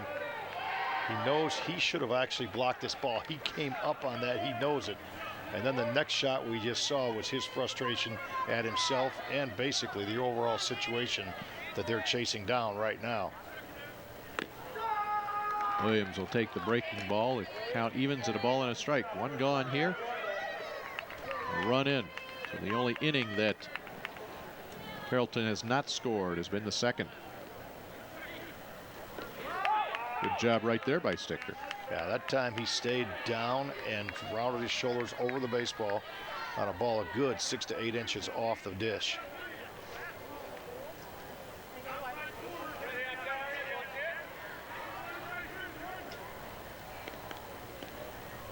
Lead at second to Carroll. Williams fouls it out of play.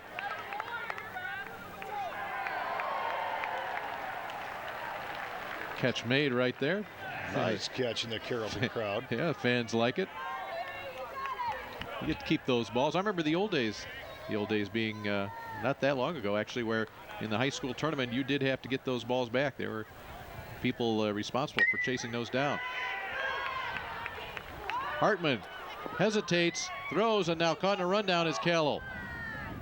Staying alive. And now trying to be tagged out. He is finally by Lessman. And during this time, the runner, the batter who became the runner, Danny Williams, was trying to figure out, should I go to second, should I go to second? And he will be staying at first. Well, that was actually a pretty solid gamble by Zeke Hartman, because this play definitely normally doesn't go from the second baseman to third base. But he found himself going toward the bag, felt he had a legitimate shot, and he was correct. So they get the lead runner instead of taking the sure thing. So he gambled a bit, but came up with a good play. Advancing on to second base will be Danny Williams on yet another wild pitch with Curtis Weber at the plate. You know, that was a good play by Hartman in that his momentum was taking him towards the bag at second. That would have been a tough play for him to plant and make a good throw all the way across back to first base. Zeke Hartman, described by his coach as somebody who does know the game inside out, very smart in game situations. He's a scrappy player, just understands the game. A nose for the baseball, if you will. Just a guy that grinds it out day after day. Weber to McCumber. Measures it. 5-3 put out.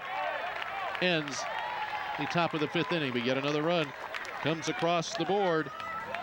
The lead has become 6. Carrollton 7. Eastland some work to do as they head to the bottom of the 5th. They have just 1.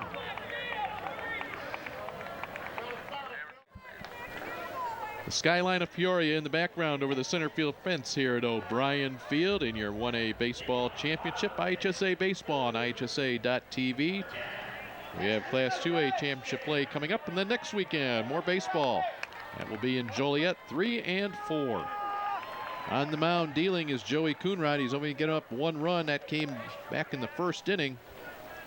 He's only given up 1 hit since that first inning, 5 strikeouts. Leading it off will be Dylan Stichter. IHSA baseball back playing in Peoria for the first time since 1979, and O'Brien Field had its first pitch thrown in, am I right, 2001? 2002, I believe. 2002. It's been we haven't had too much time between games because everything has just been kind of tumbling into each other here the last 2 days. But it's been a lot of fun just walking through the concourse areas and the main part of the stadium upstairs. Here in the press area, all the historical pictures and notes from former players and things that have gone on in Chiefs history. There's another strikeout. That's 6 now for Coonrod. A lot of Chicago Cubs players have come through here. Obviously the start of Class A baseball, the Cubs ladder. Class A Midwest League, but a lot of opponents. Star players have played here, their Midwest League beginnings. Zeke Hartman at the plate now. Hartman today bounced out to first. There's some of what the fans can enjoy. That's the memorabilia along the concourse. It really is I don't want to say it's a walk-through museum, but if you're getting a hot dog, it certainly gives you something to walk through. Did you get your IHSA state tournament t-shirt yet? I have not. Do some shopping before we go home. I have my eyes on a jacket, though. You're going to get a jacket? I might. A winter coat? Yeah. Thinking ahead, there is football coming up in the fall. There you go. In fact, up here on the press level, as the pitch is taken for a strike, 3-1, Albert Pujols played here in Peoria. There is a Peoria Chiefs Albert Pujols jersey. Of course, it's under glass, not just. I guess you're not going to try to take that one with you, are you? There's no price tag on that one. You'll have worked your last state tournament. Count now goes to 3-2 to Hartman.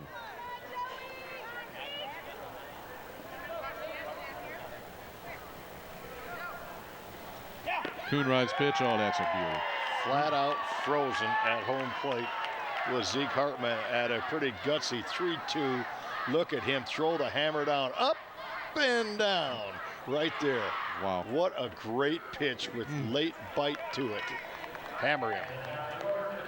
You saw Zeke Hartman turn away, and he can't even have disgust in himself because that was such a great pitch, and as Coonrod just misses on that one, you just have to say to yourself, I haven't seen a pitch thrown like that all year against me. Just tip your hat on that one and hustle back. 3 straight strikeouts now for Coonrod and 4 of the last 5 batters. 7 on the game.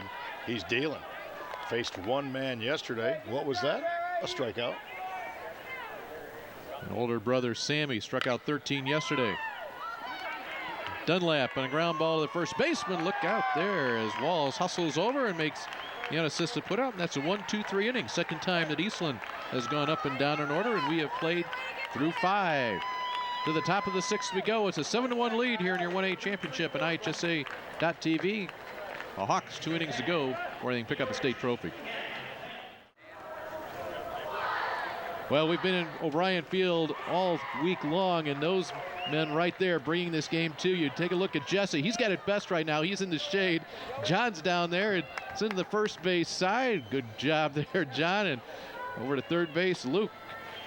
There you go. Thank you, sir. Tip of the cap to Luke. And, of course, thanks to our director, every guy who's put it all together, Travis. We're happy to bring these games to you. And, you know, we can't tell you enough. I mean, you know, everybody says, oh, good job, cameraman. These guys have done a great job in really some tough conditions. 8:15 this morning, it was 88 degrees with a humidity of 80%. These guys have been out here, and they'll continue to be out here in mid-90-degree weather with high humidity. Great job. No doubt giving us some great shots and coming early, setting up, staying late last night.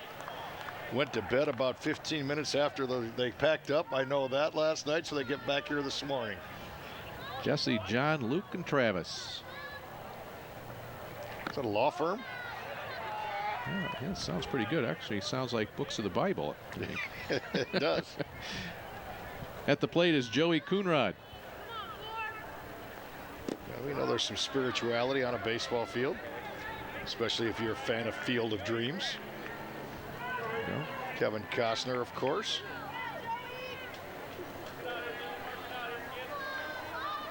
Reed Lessman on the mound. Coonrod slices this to left field. Ball moved a little bit on the left fielder Cassins. Good job. He stayed with it. That is not an easy ball coming out his way. Yeah, great adjustment as he stayed with that. That ball's hit pretty hard, slicing away. Ball to line, goes to line. Cassins fought it off. Had a little bit of a sun to deal with as well. Ball hit pretty hard by Coonrod, but they retired the leadoff man. Speaking of hitting balls hard, that's what Brenton Walls has done in these 2 games. He blistered a deep double over the right fielder's head for 2 runs back in the 4th inning. He's driven in 3 today, 2 for 3 in the afternoon. So he's 5 for 8 with 5 ribeyes in the 2 games of the state tournament. Pretty proficient 3-hitter for the Carrollton Hawks. Reed Lessman, who just had that conversation with his catcher Dylan Stichter, will go to work on the big man. He's very consciously stayed away on that pitch. And going away again. You know, that last at bat that Walls had, if he had gotten some elevation on it, he would have driven that deep into the picnic area beyond the right field wall. The wind's going out that way as it is. The thing that impresses me about him in the 2 games we've seen is he's hit the ball to all fields. Absolutely. Spray chart's a good one, yeah. With power, with contact. Now he's heading the count 2-1 because we would ask you to watch your screen. Dylan Stichter moving to the outside. They're trying to stay away from the power of Brenton Walls. Watch him set up. He'll ask for the sign outside here. There it is. And see if he paints him. Missed. Now he does not want to be quite so fine right here with the count 3-2. We've got 1 gone here in the top of the 6th inning. And there it is down the left field line. Walls chugging around first base. Makes a good turn there, and he will hold. Good job by Cassins. Get that ball in a hurry. Well, if you did have that spray chart, you'd have one down the left field line to the gaps to right field. And he knew he was being pitched away, so his mindset was hit it away. Great job. He's only had, I think, in his 5-9 at-bats, his first at-bat today was the only one that wasn't of a quality variety. And you know what? When you're 8 out of 9 quality at-bats, that's pretty doggone good. 9 hits now for Carrollton. They've scored in 4 of the 5 innings they've batted. We're here in the 6th. Sammy Coonrod at the plate. He's 1 for 2 today, has a run batted in with a sacrifice fly back in the 1st inning. That's when the Hawks scored 2. And the run of the game scored by Eastland came the bottom of the 1st inning.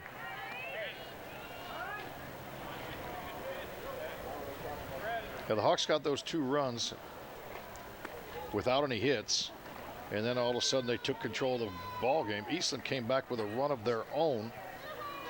Leadoff hit by Dunlap, and he came around to score at that inning, set the table for his team, and since then has been all Carrollton. Stichter is able to knock that one down. I'm looking out in the berm on the left field side. Erie Prophetstown scheduled to play a 3 o'clock third place game. A couple of their players, what are they doing? They're playing catch. A short little catch from about 20 feet away. They're a team that just loves to play ball. We'll talk more about that in the third place game. But what else are you going to do when you're in a ball field? Play catch. There's a walk to Coonrod. Runners at first and second with 1 out. And the lineup's given to us for that third place game. DeCoyne and the Panthers. Erie Prophetstown. That is Class 2A. At the plate now is Mike Fraley. Fraley today is 1 for 2, singled in the 1st, RBI sacrifice fly in the 3rd, and grounded out to 3rd in the 4th. Reed Lessman on the mound. Fraley looks at it all the way. The last couple of times he's been at the plate, he's been taking until he gets a strike, and he has one now, a ball and a strike. Reed Lessman for the first time looks to be just a little bit tiring. He's able to snap that curveball in.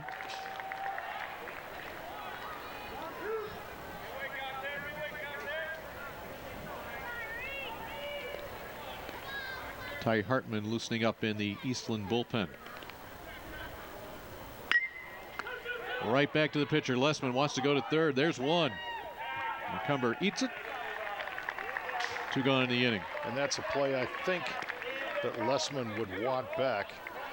For Coach Burkholder, I'm sure does not teach go to third. That was a definite double play ball. That should have been a throw to second base and turn it over that way. That's like the instinctive thing to get the lead runner, but the best way to get out of an inning is your old friendly double play. That should have been a 1-6-3 and out. Palin at the plate. Hits this one to center. Byers barely moves and makes the catch. So Carrollton scoreless here in the top of the 6th inning. It's time for Eastland. They've only got 6 outs to go. They trail by 6. There's your score. Carrollton 7, Eastland 1. This is IHSA.TV coverage of the IHSA 1A Baseball Championship. Going to get it going here in the 6th inning for Eastland. You'll do it with 2, 3, 4 in your order. It'll be Mac Byers, Tyler Geed, and Reed Lessman. But Joey Coonrod has things rolling. He retired the last 4 batters in order. He has 7 strikeouts in the day through 5 innings. He's been superlative. He got a lead, relinquished 1 run in the 1st inning, and since then he has been in total control of this baseball game. Byers tried to push that one. Get that second baseman, Mike Fraley, have to field that.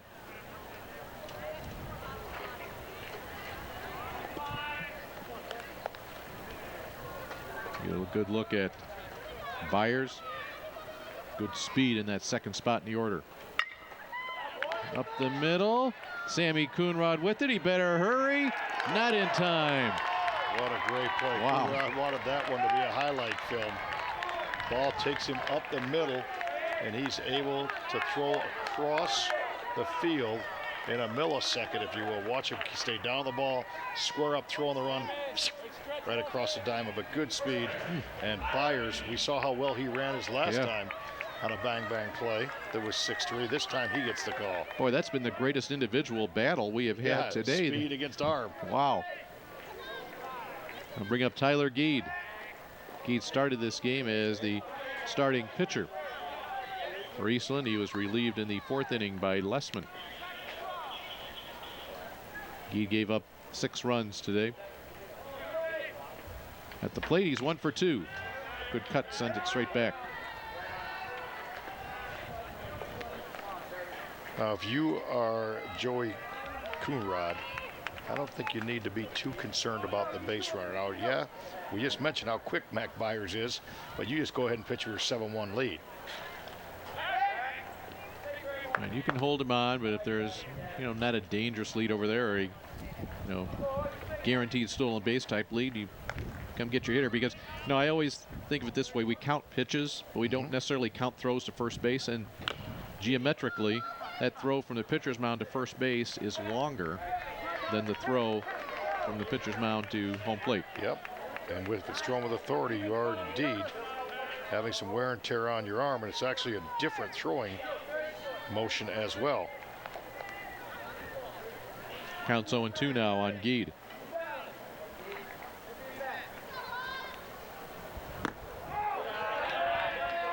Coonrod tried to get him to bite and pitch up high. Geed coming into this game with that .405 batting average. 43 runs batted in, leads the club. Gotta love pitching ahead 0-2 because you get a chance to paint a couple. It's the only place that Geed could have hit that one, as tight as it was on 2 strikes.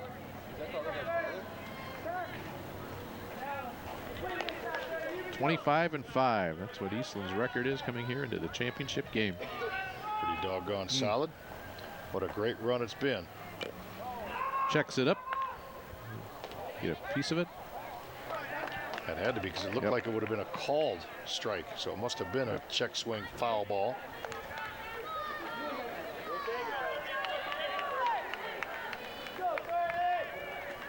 Geed back in, ready to go. That white 30 on the orange jersey. Count now 2-2. Nobody gone here in the bottom of the 6th inning. Eastland needs base runners. They have 5 hits on the day, being out hit 9-5.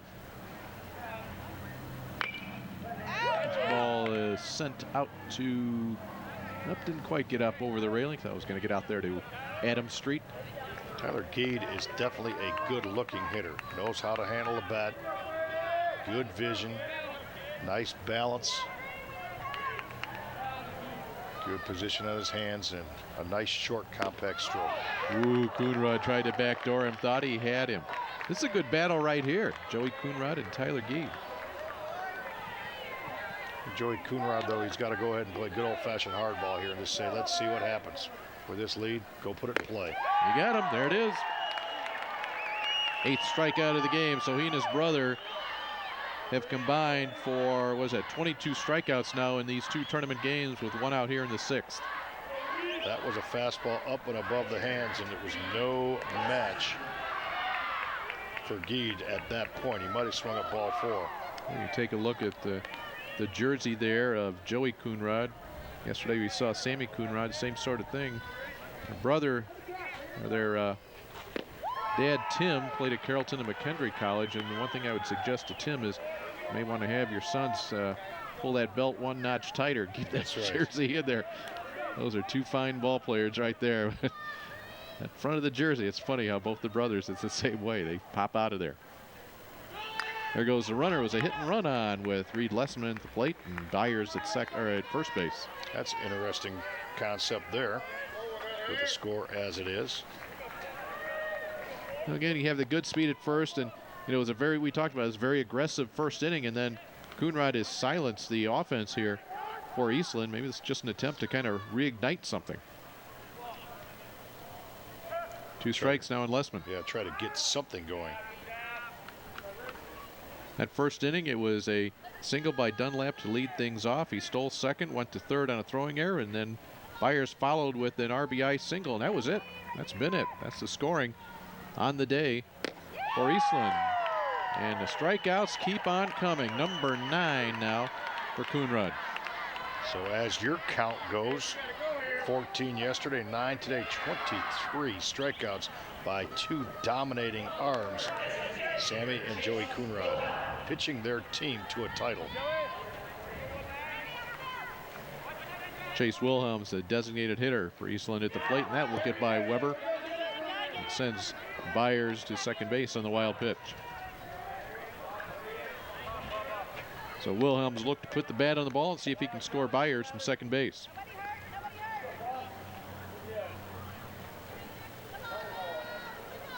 And looking out there to left center field in those palm trees. The angle of the sun right now not casting too much of a shadow. No, they're nowhere to hide now. We've had full sunlight today. Yesterday was a little bit hazier, just as hot and humid. Wilhelms looked at a good pitch down there at the bottom of the strike zone, 1-1. First pitch of this game was thrown at 12:01, I believe, so we're creeping in on a 2-hour baseball game. Wilhelms can't catch up to that.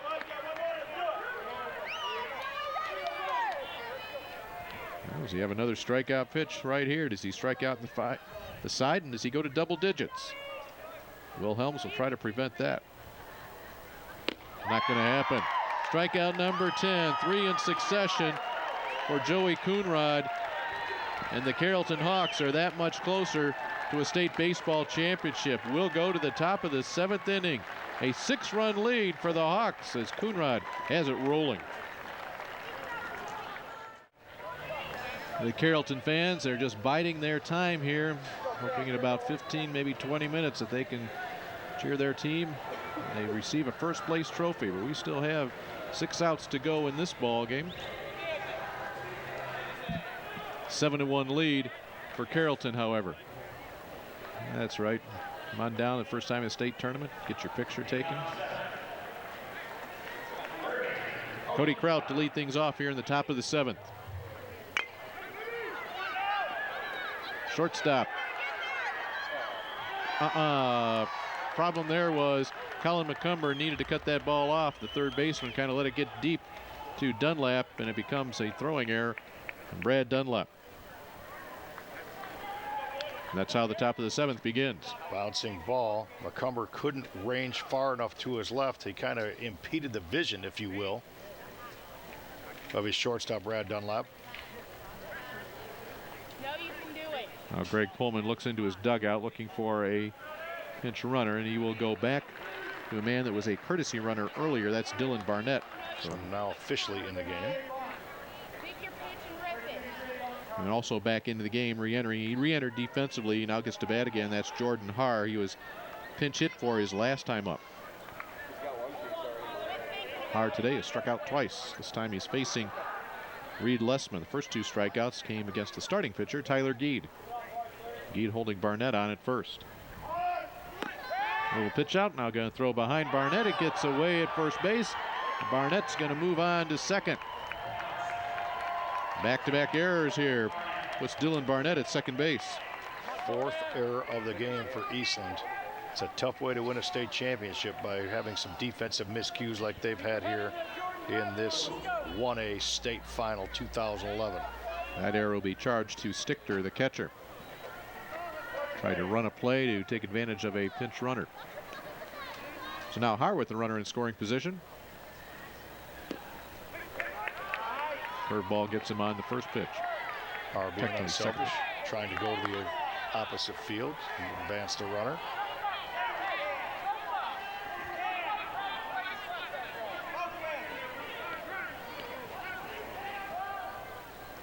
Pitch from Lessman. That bounced in about a 55-footer, and there goes Barnett to third on the wild pitch. So a throwing error allows Cody Kraut to reach. Barnett runs for him. A throwing error moves Barnett to second base, and now a wild pitch pushes him to third. And that's basically the way that Carrollton's offense started in the first inning.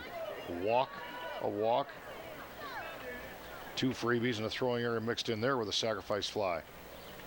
Or a wild pitch mixed in. Infield coming in. Nobody out here in the top of the seventh inning.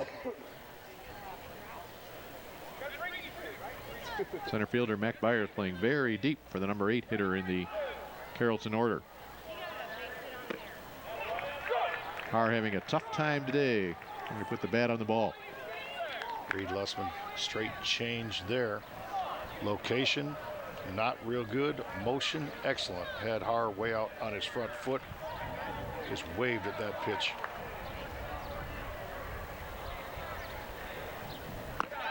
Ball is up, and Haar will find himself down at first base. With more pressure put on the defense here for Eastland. Danny Williams to the plate. Toughest play in baseball. First and second, no one out, bunt defense with people moving all over the place. The toughest play for sure for a third baseman. Good lead at first for Haar. Right down the middle for Lessman. Danny Williams today is officially 0 for 3. A couple of ground outs and a fielder's choice. Very interesting. Greg Pullman just letting him swing, or I thought he might try to advance both runners with a bunt, put some pressure on that third baseman.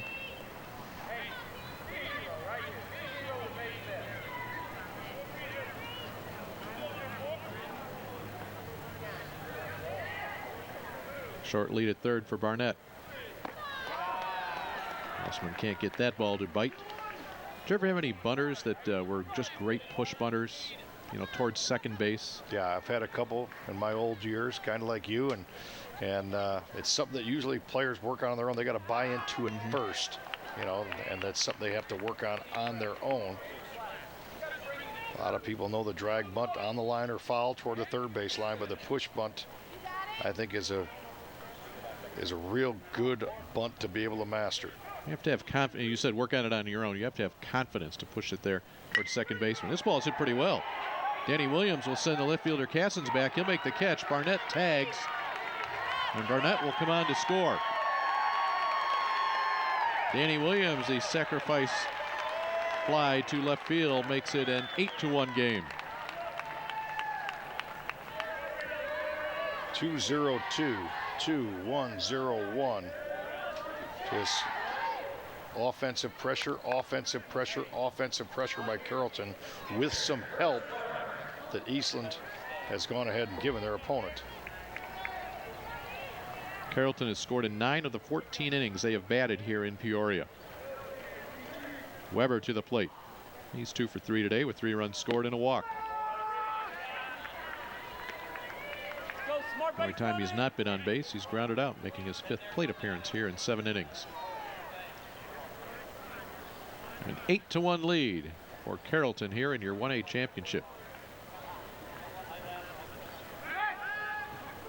And this will get away, as the runner at first, Jordan Haar, must have been hit by that ball. He went down immediately. Seems to be okay. Just the initial shock of a ball coming right at your head. Deep breath and he'll be fine. We'll walk this off. Come on, you're all right. Let's go. Reggie Pullman checks on him, make sure he's fine. If you're injured, you got a police officer right next to you to help you out anyway. There he goes. The throw. It's a good one. Bring him up at second. Dylan Stichter right there on the money. Out stealing. Nice job by the catcher. Great release on that play. Watch how quickly he gets rid of that ball. To throw right over the top of Weber. Good quick tag put on there by Hartman, second baseman.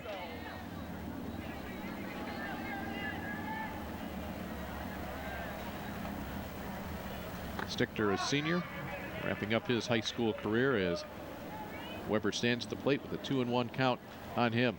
You know, the old joke in baseball is catcher tools of ignorance, right? Because you get beat up all the time and foul balls and everything else. But I like to call it the tools of arrogance, because you should have that swagger. This whole team is mine in front of me. So it's all a mindset. Weber is retired on the fly out to Cassins. A run comes in thanks to the sacrifice fly by Danny Williams, and Carrollton will take the field. They need 3 outs to claim a state championship, and they lead by 7. 8-1 Hawks over the Eastland Cougars. We go to the bottom of number 7.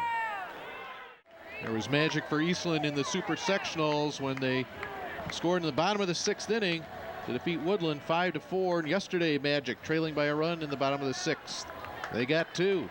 That pushed them in the championship game. The task today, quite a bit tougher. Trailing by 7, going up against Joey Coonrod here. They'll start it off with Jordan Blair. He'll be followed by Colin McCumber and Dylan Stichter. Yeah, a little bit tougher task. Jason 7 against a pitcher of his caliber.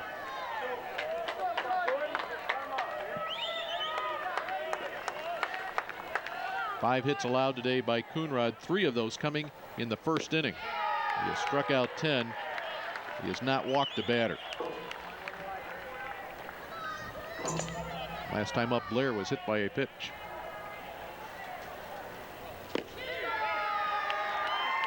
Joey finished yesterday's game in relief of his brother Sammy. Does he take this one home all by himself? I think justice would be Sammy would come in and get the last out. I don't think he's going to be needed. I don't think so either.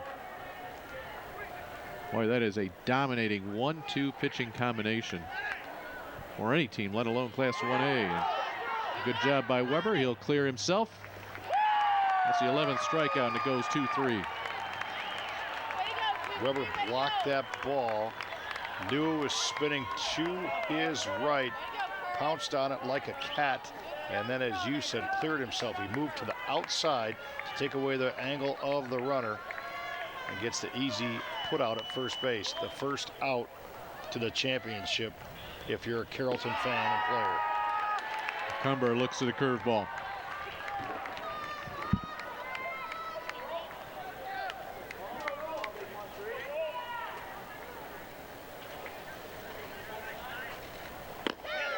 Strike 2. Coonrod just up over 100 pitches now in the 7th inning. Threw 6 pitches yesterday to record the 1 out of strikeout. Cumber is able to fight that one off. He was a strikeout victim in the 4th inning.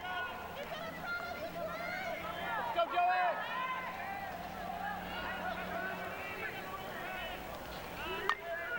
Straight back over our heads. Oh, could hear that one. The roof of O'Brien Field.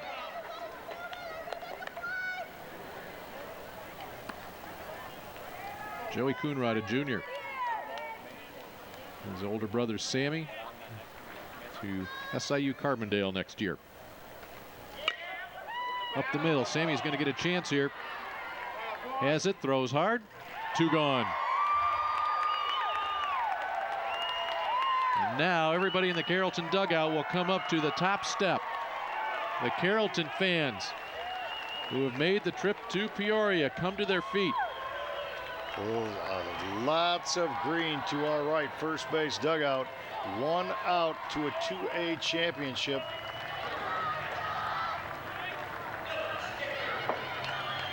Never a trip to the state finals in baseball before for Carrollton. 31-1 tie as you see the Carrollton fans begin a celebration which will be culminating somewhat in the very near future with a myriad of green shirts on the mound. Going to be just running out there in a second. Everybody's dream come true. 2 balls and a strike to Dylan Stichter. Now 1 pitch away.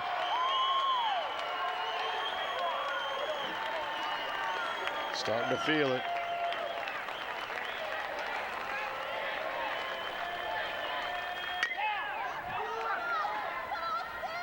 Sammy. Ring it up and a state championship for the Carrollton Hawks.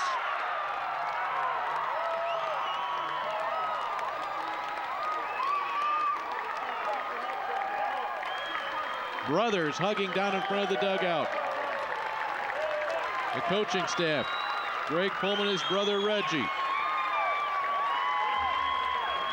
The pile in the middle of the infield. And in their first appearance in the state finals in their history of the school of baseball, Carrollton comes home with a state title, a final score of 8-1. And that picture right there, Dave, never gets old. As many times as you've seen it, the exhilaration of a championship for a group of young men who've come together as one. A coaching career that spanned over 30 years, 24 years as a head coach, culminated with a state title on a day that they'll remember for the rest of their lives, as will a very fine Eastland team who gets to the state championship and just didn't have enough against Joey Coonrod here today. You know, it's very interesting to watch. You see coaches that are part of celebrations with their teams, and Coach Pullman just kind of let the boys have their time together. He did his own little celebrating with his brother and his nephew. And now the congregation of Hawks out there near first base as very respectfully the Eastland Cougars, their dream comes to an end. They wait along the third base line to congratulate the champions in Class 1A. So Joey Coonrod with 12 strikeouts in this tournament, 11 today, 13 strikeouts from brother Sammy. That's 25 punch-outs for the Coonrod brothers. And Carrollton rolling through this state tournament, never really were threatened. They will finish with a record of 31 wins, 1 loss, and a tie. They will claim the Class 1A state title. Eastland, a second-place trophy, their best trophy in baseball history. They finished 4th a couple of years ago. They will finish at 25-6. And Mark, having watched this tournament and followed the 1A tournament along the way, the best team in Class 1A won this title here in Illinois. Well, they're so balanced. They have defense, they have speed, they have hitting, and they got that magical man on the mound. And back-to-back days, Sammy and Joey, they were the main men. You get 25 strikeouts you talked about, that's the sign of a championship team. And there's no doubt about it, Carrollton, a very worthy 1A champion here today. Your final score in your 1A championship game, Carrollton defeats Eastland by an 8-1 score. Now make sure you stay with us the rest of the day. We still have 2A to take care of coming up at 3 o'clock. It will be DuQuoin taking on Erie Prophetstown, and then your championship game in 2A to follow. That will match Walther Lutheran against Teutopolis. We'll see if T-Town can go back-to-back. But here in 1A, we have packed it up for the season here in IHSA baseball. Once again, your 1A champs, the Carrollton Hawks. Final score, Carrollton 8, Eastland 1. For Mark Lindo, I'm Dave Bernhardt. Stay with us on IHSA.TV. 2A championship play coming up next.